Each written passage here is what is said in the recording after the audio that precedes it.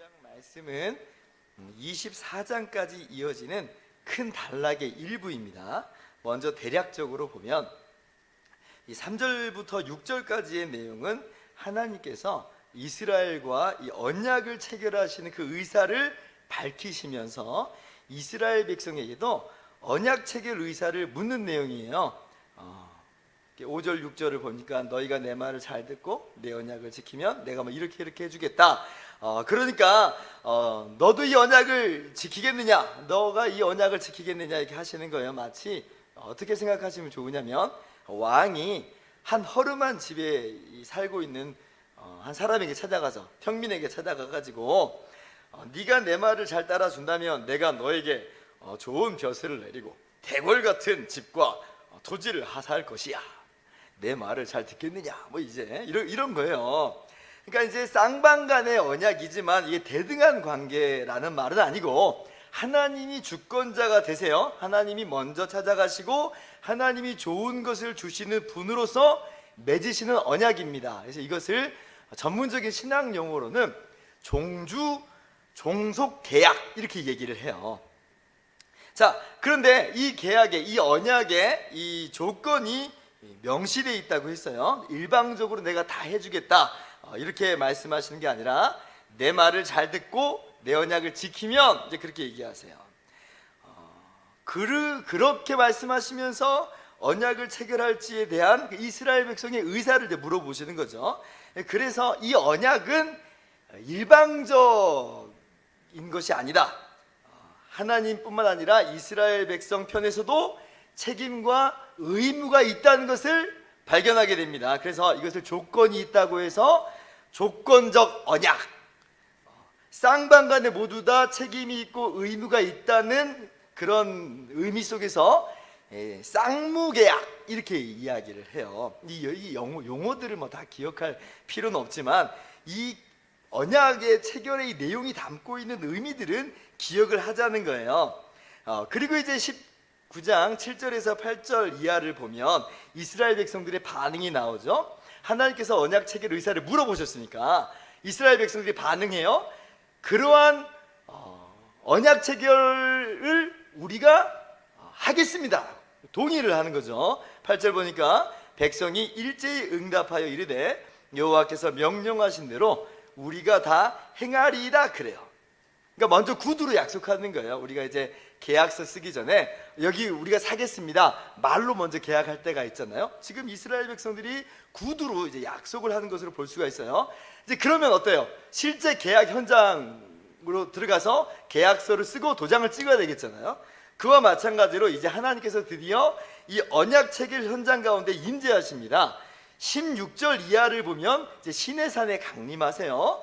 그리고 20장부터 23장까지 언약 조항들을 하나님께서 이스라엘 백성들에게 지키라고 하시는 말씀들이 기록되어 있어요. 그 핵심이 뭐냐면 여러분이 잘 알고 있는 십계명이에요.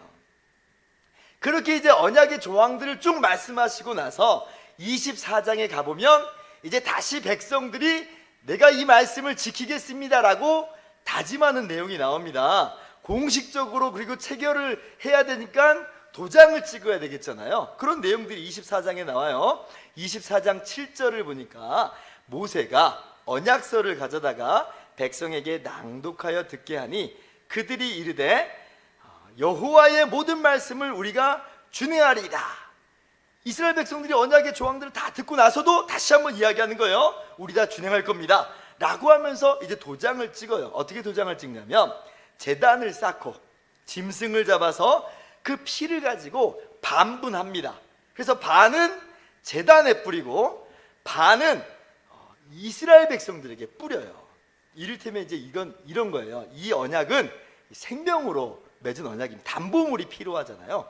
생명을 담보로 맺은 언약이라는 거예요. 그래서 이 언약을 깨뜨리면 너의 피가 뿌려질 것이다, 이런 의미가 있어요. 그러니까 이 언약은 상당히 강한 결속력을 가지고 있어요.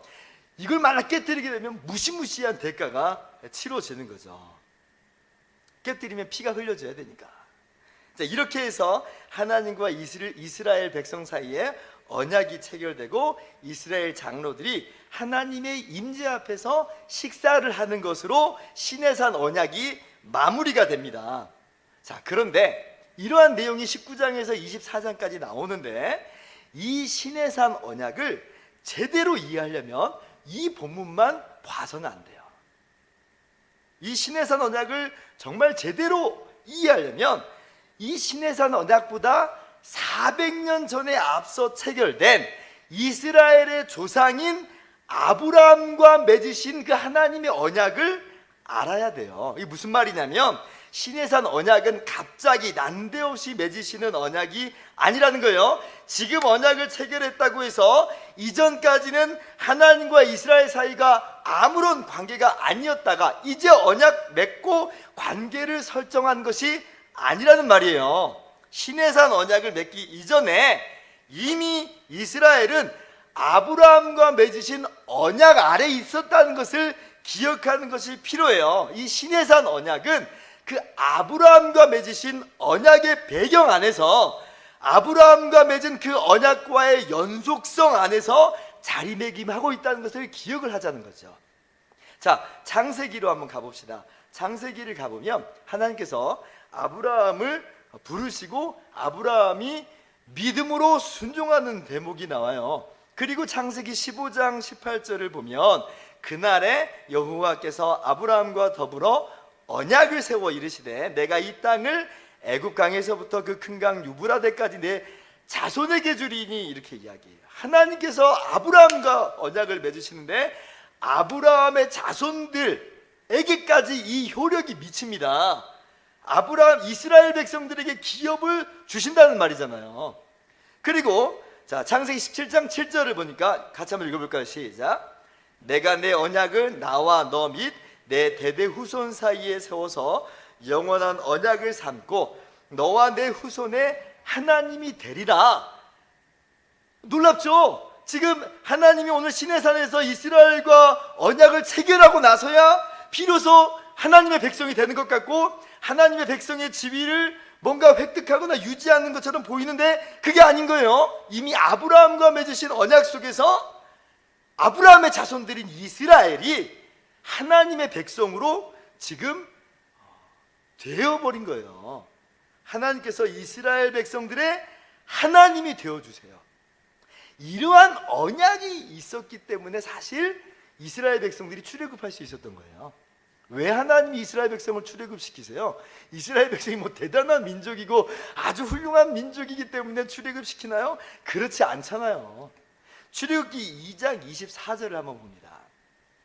하나님이 그들의 고통 소리를 들으시고 하나님이 아브라함과 이삭과 야곱에게 세운 그의 언약을 기억하사 25절 같이요. 하나님이 이스라엘 자손을 돌보셨고 하나님이 그들을 기억하셨더라. 하나님께서 이스라엘 백성들을 종살이하던 애굽에서 건져내신 것은 다른 이유가 있어서 그런 게 아니에요. 하나님께서 아브라함과 맺은 그 언약, 그 아브라함과 맺은 언약 속에서 이스라엘과도 이미 언약을 맺으신 것이기 때문에 그 효력이 이스라엘 백성들에게도 미쳐지기 때문에 그 언약을 기억하셨고 그 언약을 따라서 구원해 내신 거예요. 그래서 이스라엘 백성들을 바라볼 때 하나님은 이 아브라함의 언약의 관점으로 그 시각으로 이스라엘을 바라보고 계세요. 그래서 모세가 애굽 왕 바로에게 들어가서 이렇게 얘기하잖아요. 이스라엘의 하나님 여호와께서 이같이 말씀하시기를 내 백성을 보내라. 지금 벌써 이스라엘의 하나님이라고 이야기하고 그리고 내 백성이라고 말씀을 하세요. 이스라엘 백성들이 아브라함과 맺은 그 하나님의 그 언약 안에서 이미 하나님의 백성으로 선포되고 있는 겁니다. 자, 그렇게 하나님이 이스라엘의 하나님이시기에 하나님께서 이스라엘을 구원해 내셔요. 그래서 애굽에 10가지 재앙 내리시고 이스라엘을 위해서 홍해바다를 가르시고 그리고 이 이스라엘을 그 홍해 가운데로 마른 땅 가운데 행하심으로 구원해 내세요. 이스라엘의 하나님이심으로 이루시는 일이에요. 그뿐만이 아니죠. 그리고 이제 길 걸어가는데 불기둥과 구름기둥으로 인도하세요. 만나로 매일매일 먹이세요. 물이 없을 때는 놀랍게도 반석에서 물을 내시는 것으로 그들의 마른 목을 축이게 하세요. 이건 하나님이 이스라엘의 하나님이기 때문에 하신 일들이에요. 마치 목자가 자기 양떼를 인도하듯이 그렇게 인도하고 돌보시는 것이다. 오늘 본문 출애굽기 19장 4절이 말하는 바가 바로 그겁니다. 한번 또 같이 읽어봅니다. 시작. 내가 애굽 사람에게 어떻게 행하였음과 내가 어떻게 독수리 날개로 너희를 업어 내게로 인도하였음을 너희가 보았느니라. 예, 이 독수리의 이미지를 여기서 사용을 하고 있죠. 이 새끼라고 이미 얘기하는 것 속에서 이 어미와 새끼의 관계가 이미 설정돼 있어요. 그리고 이 독수리가 새끼를 날개로 업어서 기르는 것처럼 이스라엘 백성들을 돌보시는 그 내용을 지금 말씀하고 계세요. 그래서 아브라함과 맺으신 그 언약의 관계 안에서 하나님은 이스라엘을 하나님의 백성으로서 구원해내시고 그리고 돌보아 주시는 그 모든 것들을 하셨다라는 것을 이 말씀 속에서 함축적으로 지금 말씀하고 계세요. 그러므로 하나님께서 오늘 시내산에서 이스라엘과 맺으시는 이 언약은 이제서야 하나님의 백성으로 삼으시는 신규 체결의 현장이 아니에요. 이것은 이제는 민족의 단위로서 체결하시는 갱신 체결이에요. 아브라함의 언약이 이제 시내산에서 다시 한번 확장되며 갱신되는 그런 언약이에요. 그래서 시내산은 언약이 체결됐다고 해서 아브라함 언약이 시효를 다했다든지 효력이 끝났다든지 그런 의미는 절대로 아니라는 겁니다. 이런 배경을 갈라디아서에서 사도 바울이 분명하게 이야기를 합니다. 갈라디아서 3장 17절 보니까 내가 이것을 말하노니 하나님께서 미리 정하신 언약을 430년 후에 생긴 율법이 폐기하지 못하고 그 약속을 헛되게 하지 못하리라. 그렇게 얘기해요. 하나님이 미리 정하신 언약은 아브라함 언약을 말합니다. 430년 후에 생긴 율법은 시내산 언약을 의미하는 거예요. 자, 그런데 지금 이 시내산 언약이 맺어졌다고 해서 아브라함 언약이 폐기된 것이냐? 그거하고 이거는 지금 별개냐? 라고 할 때 그러지 않다라고 말하고 있는 거예요. 우리는 이 사실을 반드시 기억을 해야 돼요. 여러분, 이 시내산 언약이 아브라함과 맺으신 그 언약 위에서만 이해돼야 되는 것이 중요한 이유가 있어요. 왜냐하면 아브라함과 맺으신 그 언약의 성격이 뭔지를 우리가 분명히 알아야지 시내산에서 맺은 언약의 내용이 우리 마음 가운데 다가와요. 하나님께서 아브라함과 언약을 맺으실 때는 어떤 계약으로 맺으시냐면, 아까 시내산 언약은 쌍무계약이라고 했잖아요. 조건이 그 안에서 개입됐는데 아브라함과 맺으신 언약 속에서는 쌍무계약이 아니라 편무계약, 한쪽만 책임을 지고 있는 계약으로 맺으세요. 그럼 누가 이 책임을 지느냐? 하나님 홀로 이 책임을 짊어지고 가시는 계약으로서 아브라함과 언약을 맺으세요. 창세기 15장 보면 하나님께서 아브라함과 공식적으로 언약을 체결하는 그런 내용이 나옵니다. 거기를 보면은 시내산에서 맺은 그 언약식과 유사한 내용이 등장하는데, 아브라함이 재물을 가져다가 반을 쪼개요. 아까 시내산 언약 때도 재물을 잡아다가 피를 반으로 나눴잖아요. 여기서도 지금 재물을 가져다가 반으로 쪼갭니다. 이게 뭐냐면 고대에 언약을 체결할 때면 짐승을 반반 쪼개는 그 모습이에요. 그러면 당사자들이 어떻게 하냐면 그 쪼갠 고기 사이로 지나갑니다. 그렇게 체결되는 거예요. 그 의미는 뭐냐면 내가 만약 이 언약을 깨트리면 내가 이 쪼갠 고기처럼 쪼개질 것이다 라는 뜻을 담고 있어요. 나의 책임과 나의 의무를 이 안에 담아내고 있어요. 절대로 지키겠다는 맹세인 거죠. 그래서 이제 시내산 언약에서는 피를 반분해가지고 제단에 뿌리고 백성에게 뿌렸잖아요. 그런데 정말 놀라운 건 뭐냐면 아브라함과 맺으시는 이 장면 속에서는 하나님과 아브라함이 함께 이 쪼갠 고기 사이로 지나가시는 게 아니라 하나님 홀로 쪼갠 고기 사이로 지나가세요. 창세기 15장 17절 같이 읽어봅니다. 시작. 해가 져서 어두울 때에 연기나는 하루가 보이며 타는 횃불이 쪼갠 고기 사이로 지나더라. 아브라함은요? 아브라함은 그냥 그걸 보고 있어요. 그걸 보고 있어요. 지나갔다는 말이 없어요. 하나님 홀로 지나가셨어요. 이게 무슨 말이에요? 하나님께서 아브라함과 그의 자손의 하나님이 되시겠다는 것, 하나님이 이스라엘에게 가나안 땅을 기업으로 주시겠다고 아브라함에게 약속하시는 것은 하나님이 홀로 책임지시고 그렇게 이루시겠다는 말씀이에요. 심지어는 아브라함이나 이스라엘이 불성실할지라도 부족할지라도 불성실하고 부족하니까 너희들을 쪼개버리겠어 이렇게 말씀하시는 것이 아니라 하나님이 기어코 이것을 이루어내시겠다는 것을 아브라함과 맺으신 언약 속에서 보여주세요. 그래서 하나님이 끝까지 하나님이 되어주시고 하나님이 반드시 기업을 주시고 그리고 기어코 이스라엘을 변화시키시고야 말 거예요. 그러니까 이 언약이 얼마나 위대한 언약이고 얼마나 놀라운 은혜의 언약인지 몰라요. 그냥 이 언약을 믿고 아멘 하면 되는 거예요. 그래서 이 아브라함 언약이 시내산 언약에게서도 계속 작동합니다. 어떻게 작동하냐면, 자, 우리가 오늘 이제 출애굽기 19장에서 24장까지 하나님께서 이스라엘과 언약을 맺으시는 시내산 언약의 내용을 봤어요. 이스라엘 백성들이 하나님 앞에서 우리 이거 다 준행하겠습니다 다짐하고 결심했어요. 그런데 그 이후에 전개되는 모습을 보면 정반대의 모습을 보게 돼요. 언약을 체결한 후에 모세가 시내산 위로 올라갑니다. 하나님께서 이 언약의 말씀, 특별히 이제 이스라엘에게 지켜야 되는 말씀 10계명을 친히 기록해서 주시겠다고 하셨어요. 그래서 올라갔어요. 그래서 모세가 40일 동안 시내산 위에 있는데 산 밑에서 누가 있어요? 이스라엘 백성들이 있어요. 모세가 내려올 때까지만 기다리는 거예요. 그런데 이제 금방 내려올 줄 알았어요. 근데 내려오질 않아요. 모세가 무슨 날짜를 기약하고 올라간 것도 아니니까.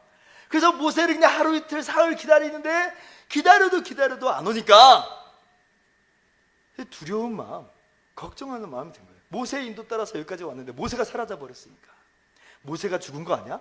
어떻게 된 거 아니야? 뭐 이런 오만 가지 생각을 했겠죠. 근데 문제는 뭐냐면, 그래가지고 이 이스라엘 백성들이 큰 사건 하나를 저지르는데 출애굽기 32장 4절을 보니까 금으로 금송아지 우상을 만들고 이것을 너희의 신이라, 애굽에서 너희를 인도해낸 너희의 신이라 이렇게 얘기를 해요. 언약 체결한 지 40일도 안 지났는데 지금 우상을 만들어내고 그것을 너희의 하나님이라고 이야기하면서 그 앞에서 제사를 지내고 그 앞에서 절하고 먹고 마시고 뛰놀아 버려요. 어처구니가 없죠. 하나님 말씀 준행한다고 한 지가 엊그제인데 10계명 중에 제 1계명이 뭐예요? 나 외에 다른 신들을 내게 두지 말지니라. 이 계명이 뭐예요? 우상을 만들지 말고 절하지 말고 섬기지 말라, 그거 아니에요? 근데 단번에 와장창 깨트려요. 언약 끝장난 거예요. 끝장난 거예요. 그러면 이 시내산 언약은 끝장났으니까 이제 하나님의 소유에서 제거되고 제사장 나라 아니고 더 이상 하나님의 거룩한 백성이 아닙니까? 그게 그래야 되는 거예요. 그래서 도리어 하나님의 심판의 대상이요 진멸의 대상으로 바뀌어야 되고 피해 대가를 치루어야만 해요. 그런데 놀랍게도 그 이후의 내용은 우리의 상상과는 전혀 다르게 전개가 돼요. 진멸돼야 되는데 이스라엘이 진멸되지 않아요. 아니, 어떻게 그런 일이 있을 수 있는가? 모세가 우상 숭배하는 그 이스라엘을 중보하면서 이렇게 기도를 합니다. 출애굽기 32장에 보면 이런 내용이 있어요. 주의 종 아브라함과 이삭과 이스라엘을 기억하소서. 주께서 그들을 위하여 주를 가리켜 맹세하여 이르시기를 내가 너희의 자손을 하늘의 별처럼 많게 하고 내가 허락한 이 온 땅을 너희 위에 자손에게 주어 영원한 기업이 되게 하리라 하셨나이다.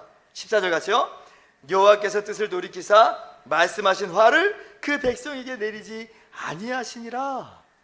지금 이것을 모세 개인의 어떤 위대함, 모세 때문에 살았다, 그렇게만 보시면 안 돼요. 더 중요한 핵심이 있어요. 뭐냐면 모세가 무엇을 가지고 기도하고 있냐면 하나님께서 아브라함과 맺은 그 언약을 언약 가지고 기도하는 거예요. 그 언약에 기대해서 기도하고 있는 거예요. 그리고 하나님께서는 그 언약을 기억하시고 화를 돌이키십니다. 즉 아브라함 언약은 여전히 유효한 언약으로서 이스라엘 자손들에게 작동하고 있는 거예요. 즉 하나님이 홀로 책임지시겠다고 하는 그 맹세로 인하여 하나님이 이스라엘 백성들을 용서하십니다. 그래서 시내산 언약은 아브라함 언약 위에서 진행되고 있어요. 그래서 아브라함과 맺은 언약 안에서 이해해야지 바르게 이해되고 그 의미가 있어요. 그렇지 않으면 시내산 언약만 딱 떨어져서 보면 그거는 망하는 언약이에요. 왜? 언약을 지키면 내 소유가 되겠다. 누가 감히 하나님의 언약을 지킬 수 있는가 하는 거예요. 어느 누가? 우리 모두 다 진멸될 백성으로 나올 수밖에 없어요. 그러나 아브라함과 맺은 그 언약 때문에 우리가 진멸되지 않아요. 진멸되지 않아요. 오해하진 않았으면 좋겠어요. 아브라함의 언약이 있으니까 그러면 뭐 우리 율법 깨트려도 되고 우상 만들어도 되고 마음대로 해도 상관이 없는 건가요? 제가 그런 말씀 드리고자 이렇게 설명하는 게 아니에요. 먼저는 뭘 먼저 봐야 되는 거냐면 우리의 의무와 책임을 이야기하기 전에 하나님의 그 크고 놀라우신 은혜와 사랑을 변함없이 우리를 붙잡아 주시는 바 하나님의 위대한 손길을 발견하자는 거예요.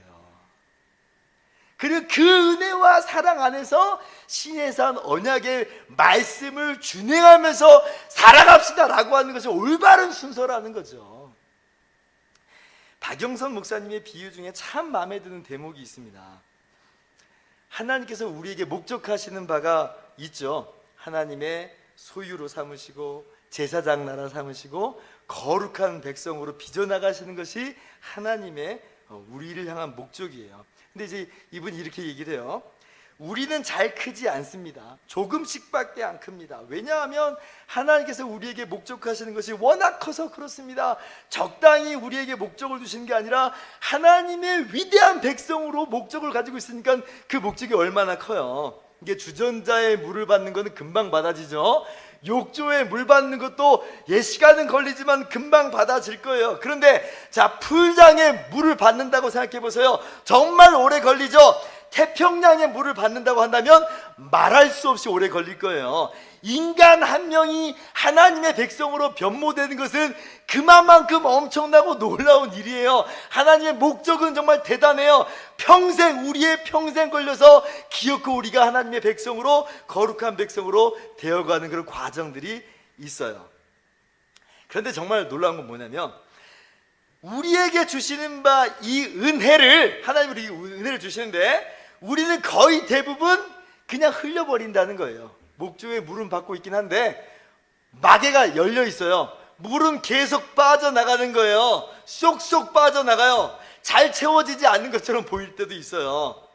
그런데 더 놀라운 건 뭐냐면 하나님의 크고 무한하신 스톱 파이프가 얼마나 크고 얼마나 콸콸콸 쏟아 넘치는지 빠져나가는 것보다도 압도적으로 크고 풍성하게 채워주시기 때문에 우리는 가득히 채워지고야 만다는 거예요. 은혜가 빠져나가지 않는다는 얘기 아니에요. 우리 맨날 넘어지고 맨날 부서지고 맨날 엉망진창이에요. 그러나 하나님의 크고 놀라우신 은혜의 손길이 우리를 이끌어 가신다. 그게 아브라함이야. 그게 아브라함이야. 하나님께서는 하나님의 모든 것으로 우리를 채워주십니다. 이루 말할 수 없는 열심으로 우리를 채워주세요. 이게 우리가 가진 특권이고 우리가 받은 은혜의 내역이에요. 그래서 다시금 시내산 언약으로 돌아올 수 있게 하시는 거예요.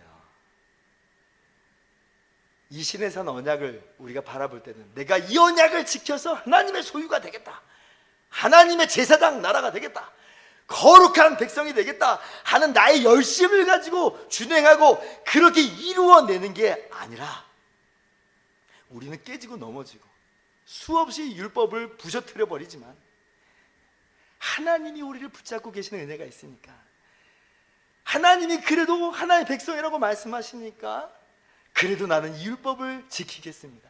하나님의 백성으로서 나는 이 율법을 지키는 하나님의 소유요, 제사장 나라의 모습이요, 거룩한 백성의 모습으로 되어가겠습니다 라고 하는 그러한 결심과 다짐이 이 안에 녹여져 있는 거죠.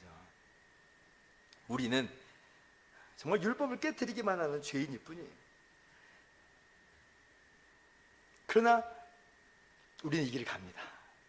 왜요? 하나님께서 붙잡아 주시는 그 은혜의 손길이 있기 때문에 그래요. 다시 한번 말씀을 정리합니다. 시내산 언약은 하나님 말씀 잘 들으면 그제서야 하나님의 소유된 거룩한 백성이 되게 해주시겠다, 그런 내용이 아니에요. 하나님이 아브라함과 맺으신 그 언약 속에서 주권적으로 이스라엘을 하나님의 백성으로 삼아 주셨고 그 은혜로 이끌어 가세요. 그러므로 시내산 언약은 하나님의 백성이 마땅히 행할 율법을 보여주심으로 그 언약을 우리가 준행하면서 사는 그런 내용을 담고 있어요. 우리는 막 살면 안 됩니다. 왜요? 하나님께서 우리에게 그 길을 보여주셨어요. 하나님의 언약 내용을 보여주시면서 이렇게 살아라 보여주셨으니까 우리 이렇게 사는 거예요. 이렇게 살아서 하나님 백성 되겠다는 말이 아니라 하나님 백성임으로 이렇게 살아가겠다는 그러한 우리의 다짐과 결심이 있는 거죠. 그러므로 이 한 주간 살아갈 때에 하나님의 이 위대한 언약의 말씀, 이 율법의 말씀을 잊지 말고 하나님의 백성으로서 7번 넘어질지라도 다시 한번 8번 일어나서 이 말씀을 따라서 살아가기를 힘쓰는 저와 여러분 되기를 주님의 이름으로 축원합니다. 그렇다면 마지막으로 율법을 깨뜨린 대가는 도대체 어떻게 되는 겁니까? 그냥 아무 일 없었던 것처럼 넘어가는 걸까요? 그럴 수는 없죠. 그래서 율법의 내용 안에는 사실 그 죄의 문제가 해결되는 그 내용까지도 이미 담겨 있어요. 이게 뭐냐면 피 흘림. 매일같이 드려지는 번제, 속죄제, 화목제 같은 제사들, 그리고 절기 때마다 드려지는 제사들에 항상 피 흘림이 있잖아요. 그러니까 그것이 이미 보여주는 바가 있어요. 우리가 율법을 지킴으로 한 백성이 되는 게 아니에요. 우리 율법을 깨뜨릴 뿐이에요. 그러면 그 죄는 어떻게 해결되는가? 라고 할 때 이 피 흘림으로 해결되는 거다. 그렇게 함으로 말미암아 장차 진정한 피 흘림으로 오시는 피 흘림의 제사를 드리시는 예수님의 희생을 보여주시는 거죠. 히브리서 9장 22절은 이렇게 이야기합니다. 율법을 따라 거의 모든 물건이 피로써 정결하게 되나니 피 흘림이 없은즉 사함이 없느니라. 반드시 죄와 허물에 대해서는 그에 상응하는 피 흘림이 있어야 된다는 거예요. 그래서 율법을 따라서 여러 제사들이 있는데 그런 제사들은 사실은 온전한 대가가 아니에요. 히브리서 10장 4절을 보면 이는 황소와 염소의 피가 능히 죄를 없이 하지 못함이라. 왜냐하면 모형이기 때문에 그래요. 히브리서 10장 1절 보니까 율법은 장차 올 좋은 일의 그림자일 뿐이요 참 형상이 아니므로 해마다 늘 드리는 같은 제사로는 나오는 자들을 언제나 온전하게 할 수 없으리라. 이 제사 자체의 가치가 있다는 얘기가 아니에요. 피 흘림은 있어야 되는데 그렇다고 해서 이 짐승 제사는 아닌 거예요. 근데 이 짐승 제사를 드리게 하세요. 왜냐하면 그림자예요. 모형이에요. 이거를 통해서 보여주고자 하는 내용이 있어요. 실체가 있다는 말이에요. 그게 뭐냐면 예수님의 십자가의 피예요. 히브리서 10장 8절 이하를 보니까 주께서는 제사와 예물과 번제와 속죄제는 원하지도 아니하고 기뻐하지도 아니하신다 하셨고 그 후에 말씀하시기를 보시옵소서 내가 하나님의 뜻을 행하려 왔나이다 하셨으니 그 첫째 것을 폐하심은 둘째 것을 세우려 하심이라. 10절 같이요. 이 뜻을 따라 예수 그리스도의 몸을 단번에 들이심으로 말미암아 우리가 거룩함을 얻었노라. 아멘. 주님의 십자가 이게 둘째 거예요. 그것이 바로 진정한 제사예요. 구약의 율법에서 나오는 그 피 흘리는 제사들은 사실상 이 주님의 희생 제사 십자가를 가리키고 있는 거죠. 그래서 율법을 깨트리는 것, 말씀을 준행하지 못하는 것에 대한 대가가 안 치루어진 게 아닙니다. 구약에는 짐승의 제사가 드려졌어요. 그러나 그건 모형이에요. 실체가 있어요. 예수님의 보배로운 피가 율법을 깨뜨린 모든 죄인들의 우리들의 죄를 위해서 대신 흘려주셨다. 그러므로 우리가 여전히 죄 용서받고 언약 안에 있는 것은 바로 그러한 이유 때문에 그래요. 그러니 이게 얼마나 큰 은혜예요. 하나님이 다 책임지시고 하나님이 그 모든 대가도 다 치러주시니 우리는 은혜 안에 있는 거예요. 은혜 안에. 다시 한번, 그럼 은혜 안에 있다고 해서 우리가 방종한다든지 마음대로 살아가자는 이야기인가? 그럴 수 없다. 그럴 수 없다. 오늘 시내산 언약에서 보여주는 바대로 우리는 항상 하나님 앞에서 다짐하고 결심함이 있어야 돼요. 하나님 말씀에 준행하겠습니다. 하나님 말씀을 따르겠습니다. 이것이 바로 오늘 우리가 살아가야 되는 삶의 모습이다. 마지막으로 베드로전서 2장 9절을 읽고 마칩니다. 읽읍시다. 시작. 그러나 너희는 택하신 족속이요 왕같은 제사장들이요 거룩한 나라요 그의 소유가 된 백성이니 이는 너희를 어두운 데서 불러내어 그의 비한 빛에 들어가게 하신 이의 아름다운 덕을 선포하게 하려 하심이라. 아멘. 하나님께서 우리를 이렇게 영광스러운 하나님의 소유된 백성으로 삼으셨으므로 하나님 말씀을 기쁘게 순종하며 준행하며 나가는 그런 우리 모두가 되기를 주님의 이름으로 축원합니다. 기도하겠습니다.